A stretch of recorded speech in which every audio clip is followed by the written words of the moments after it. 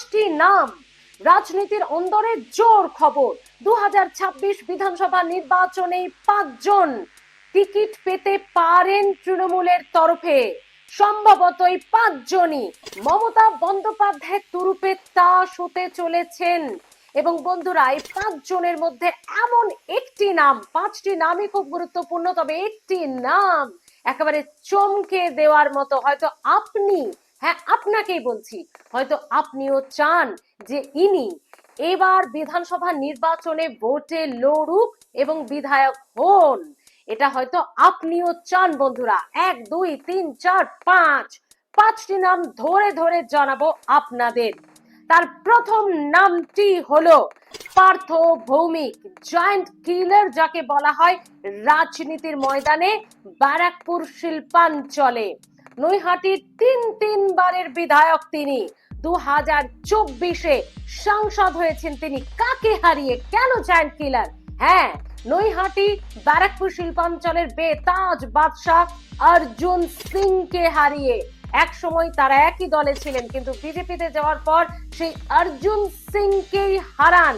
BJP candidate হয়ে লোকসভা নির্বাচনে লড়েছিলেন অর্জুন সিং, তাকেই হারিয়েছেন এই পার্থ ভৌমিক।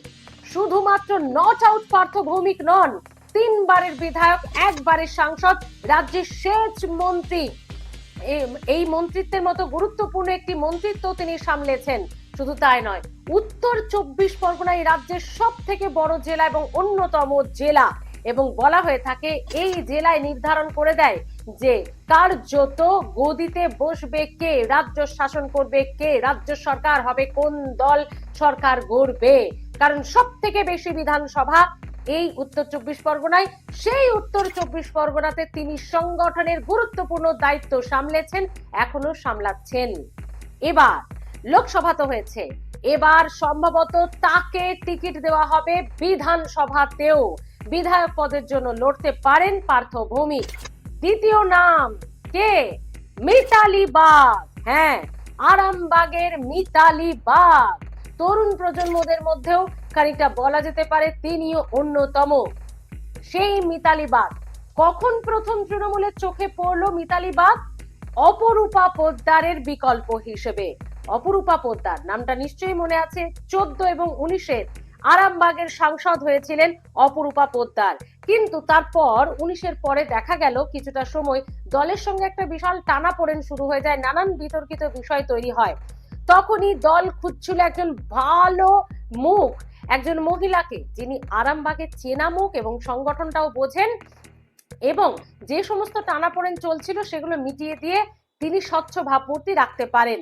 তখনই দলের চোখে পড়লো এই অপরূপা পোদ্দারের জায়গায় মিতালি বাগকে।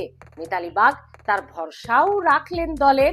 2024-এ দাঁড় করানো হলো তাকে অপরূপা পোদ্দারের জায়গায়। হ্যাঁ, সেই ভরসা রাখলেন, মিতালি বাগ জয়ী হলেন 6000-এর কিছু বেশি ভোটে। নিকটতম বিজেপি প্রতিদ্বন্দ্বীকে হারালেন মিতালি বাগ।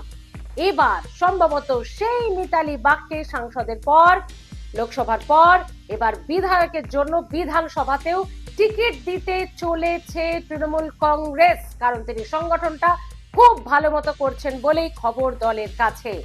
3 নম্বর নাম, খুব ইন্টারেস্টিং নাম, ঋতব্রত বন্দ্যোপাধ্যায়।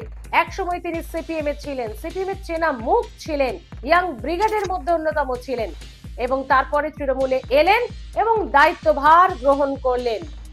বর্তমানে তিনি এআইটিটিইউসির রাজ্য সভাপতি। শ্রমিকদের জন্য, শ্রমিকদের অধিকারের জন্য গলা ফাটাচ্ছেন, তাদের জন্য লড়াই করছেন। কার্যত খেটে খাওয়া গরিব পূর্ব মধ্যবিত্ত শ্রেণীর, শ্রমিক শ্রেণীর মানুষজনের জন্য লড়াই তার। সঙ্গে সংগঠনটা খুব ভালো মতো করছেন, আর এখানেই তিনি নজরে পড়েছেন। তাই রাজ্যসভার সাংসদ রয়েছেন তিনি, কিন্তু রাজ্যসভার সাংসদ আর নন। তাকে এবার দল ভাবছে বিধায়ক পদের জন্য লড়াবেন। কারণ অভিষেক বন্দ্যোপাধ্যায় তো বলেইছেন, যারা সংগঠনের জন্য কাজ করবে, যারা দলের জন্য কাজ করবে, যারা মাটি কামড়ে পড়ে থেকে পরিশ্রম করবে, দল তাদের ফসল হাতে তুলে দেবেই। সম্ভবত সেই ফসল এবার পেতে চলেছেন, পরিশ্রমের দাম পেতে চলেছেন ঋতব্রত বন্দ্যোপাধ্যায়। তাকেও সম্ভবত এবার তৃণমূল টিকিট দিতে চলেছে বিধানসভায়। এক্ষেত্রে একটা উদাহরণ দেব আপনাদেরকে, বাবুল সুপ্রিয়র কথা। কি দলে জয়েন করলেন, পরপরই দাঁড়ালেন বালিগঞ্জ বিধানসভা থেকে বিধায়ক হলেন, তারপর তাকে গুরুত্বপূর্ণ মন্ত্রিত্ব, পর্যটনের মতো গুরুত্বপূর্ণ মন্ত্রিত্বও দেওয়া হয়েছিল। তো সেই জায়গায় দাঁড়িয়ে অনেকে মনে করছেন ঋতব্রত বন্দ্যোপাধ্যায়কেও সেইভাবে, তিনি অন্য দল থেকে এসেছেন, বেশ কয়েক বছর হয়ে গেছে এবং সংগঠনটাও ভালো মতো করছেন, নিজেকে প্রমাণ করছেন, তাহলে এবার তিনি পরিশ্রমের ফল পেতে পারেন বলে মনে করছেন অনেকেই। ঋতব্রত বন্দ্যোপাধ্যায়ের পর 4 নম্বর নামে আসব প্রকাশ চিকবরাই। উত্তরবঙ্গে এবার টাফ ফাইট। হ্যাঁ, শক্ত ঘাঁটি উত্তরবঙ্গে বিজেপি, সেই ঘাঁটিতে যদি ঘাস ফুল ফোটে তার অন্যতম কারিগর হতে চলেছেন এই প্রকাশ চিকবরাই। এটা অবশ্যই দলের নজরে আছে। আলিপুরদুয়ার থেকে 2024-এ মনোজ টিগ্গার বিপরীতে দাঁড় করানো হয়েছিল এই প্রকাশ চিকবরাইকে, কারণ যেমন সংগঠনটা করছেন তেমনই এলাকা ভালো মতো চেনেন তিনি, তেমনই জনসংযোগও বজায় রাখেন। প্রকাশ চিকবরাই হেরেছেন মনোজ টিগ্গার কাছে, কারণ সেটা শক্ত ঘাঁটি ছিল বিজেপির, কিন্তু তিনি মাটি ছাড়েননি। এখনো পর্যন্ত দলের হয়ে সংগঠনটা দিন রাত এক করে তিনি চালিয়ে যাচ্ছেন এবং তিনি কিভাবে সেখানে উত্তরবঙ্গে, যেহেতু বিজেপির শক্ত ঘাঁটি, সেখানে কিভাবে ঘাস ফুল ফোটানো যায়, তলে তলে কিন্তু সেই কাজ তিনি করে যাচ্ছেন এবং সে কারণে তিনি বর্তমানে রাজ্যসভার সাংসদ। এবার তাকে আরো বড় পদ, আরো বড় দায়িত্ব, আরো বড় ভরসা করতে চলেছে দল। কি বিধানসভা ভোটে লড়ার জন্য হয়তো প্রকাশ চিকবরাইও টিকিট পেতে পারেন। 4টে নাম তো হয়ে গেল, 5টা নাম কে? একেবারে চমকে যাবেন আপনি। অভিষেক বন্দ্যোপাধ্যায় সম্ভবত এবার তিনি বিধানসভা ভোটে লড়তে পারেন এবং সেই সিটটা সম্ভবত হতে চলেছে নন্দীগ্রাম।